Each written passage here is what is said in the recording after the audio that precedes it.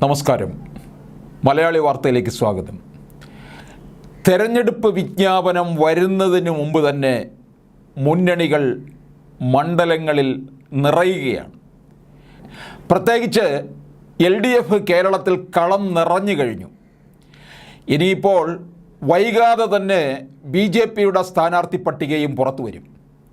ഡൽഹിയിൽ നടന്ന മാരത്തോൺ ചർച്ചകൾക്ക് ശേഷം 100 സ്ഥാനാർത്ഥികളെ ഉൾപ്പെടുത്തി BJPയുടെ ആദ്യഘട്ട സ്ഥാനാർത്ഥി പട്ടിക ഇന്ന് പുറത്തിറങ്ങും. പ്രധാനമന്ത്രി നരേന്ദ്രമോദി, കേന്ദ്രമന്ത്രി അമിത്ഷാ എന്നിവർ ആദ്യഘട്ട സ്ഥാനാർത്ഥി പട്ടികയിൽ ഉണ്ടാകുമെന്നാണ് വിവരം. കഴിഞ്ഞ ദിവസം രാത്രി 11 മണിക്ക് പ്രധാനമന്ത്രിയുടെ വസതിയിൽ ചേർന്ന യോഗം പുലർച്ചെ 4 മണിക്കാണ് അവസാനിച്ചത്. ഉത്തർപ്രദേശിലെ വാരാണസിയിൽ നിന്ന് തന്നെയാകും നരേന്ദ്രമോദി ജനവിധി തേടുക. വാരാണസിക്കൊപ്പം മോദി ദക്ഷിണേന്ത്യയിലെ ഏതെങ്കിലും മണ്ഡലത്തിൽ നിന്നും ജനവിധി തേടുമെന്നും സൂചനയുണ്ട്. അങ്ങനെയെങ്കിൽ മത്സരിക്കാൻ തമിഴ്നാട്ടിലെ രാമനാഥപുരം മോദി തെരഞ്ഞെടുത്തേക്കുമെന്നാണ് സൂചന. തെരഞ്ഞെടുപ്പ് തീയതി പ്രഖ്യാപിക്കുന്നതിന് മുമ്പ് പാർട്ടി സ്ഥാനാർത്ഥികളെ പ്രഖ്യാപിച്ച് ഇന്ത്യ സഖ്യത്തിന് മേൽ സമ്മർദ്ദം ചെലുത്താമെന്നാണ് BJPയുടെ കണക്കുകൂട്ടൽ. ഹിന്ദി ഹൃദയഭൂമിയിലെ സ്ഥാനാർത്ഥികളെ സംബന്ധിച്ചുള്ള ചർച്ചകളാണ് ഇന്ന് പുലരുവോളം നടന്നതെന്നാണ് പാർട്ടി വൃത്തങ്ങൾ പറയുന്നത്. ഉത്തർപ്രദേശ്, മധ്യപ്രദേശ്, ഛത്തീസ്ഗഡ്, രാജസ്ഥാൻ, ഗുജറാത്ത് എന്നീ സംസ്ഥാനങ്ങളിലെ സ്ഥാനാർത്ഥി നിർണയം BJPയെ സംബന്ധിച്ച് നിർണായകമാണ്.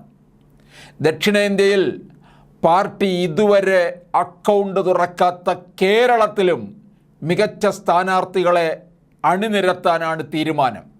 ഇതിൽ തിരുവനന്തപുരമാണ് ഏറ്റവും ശ്രദ്ധേയമായി നിൽക്കുന്നത്. തൃശ്ശൂരിലെ സ്ഥാനാർത്ഥി പട്ടിക ഇനി ഔദ്യോഗികമായി പ്രഖ്യാപിച്ചാൽ മതി. വളരെ മുന്നേ തന്നെ സുരേഷ് ഗോപി പ്രവർത്തനങ്ങൾ ആരംഭിച്ചിട്ടുള്ളതാണ്. സുരേഷ് ഗോപി തന്നെ പ്രഖ്യാപനവും നടത്തിയിട്ടുള്ളതാണ്. താൻ തന്നെയാണ് അവിടെ എന്നുള്ള വിവരം. അതുപോലെ മറ്റ് പ്രധാനപ്പെട്ട ചില മണ്ഡലങ്ങൾ കൂടി കേരളത്തിലെ അറിയാനുണ്ട്. ഏറ്റവും അതിപ്രധാനമായിട്ടുള്ളത് തിരുവനന്തപുരവും തൃശ്ശൂരുമാണ്.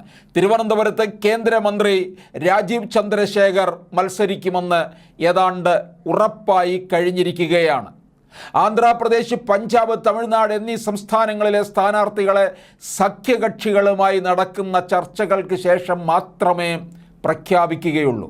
പ്രതിരോധ മന്ത്രി രാജ്നാഥ് സിംഗ് ലക്നൌവിൽ നിന്നും വ്യോമയാന മന്ത്രി ജ്യോതിരാദിത്യ സിന്ധ്യ മധ്യപ്രദേശിലെ ഗുണശിവപുരിയിൽ നിന്നും മത്സരിക്കും.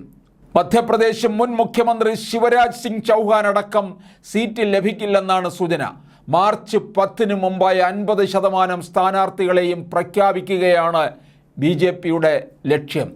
2019 ഇതേ തന്ത്രമാണ് BJP പയറ്റിയത്.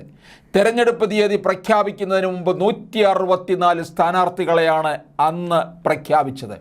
ഇക്കുറിയും വളരെ നേരത്തെ തന്നെ സ്ഥാനാർത്ഥികളെ കളത്തിലിറക്കി വോട്ട് പിടുത്തം തുടങ്ങുന്ന സമയത്തായിരിക്കും തെരഞ്ഞെടുപ്പ് വിജ്ഞാപനം വരാൻ പോകുക.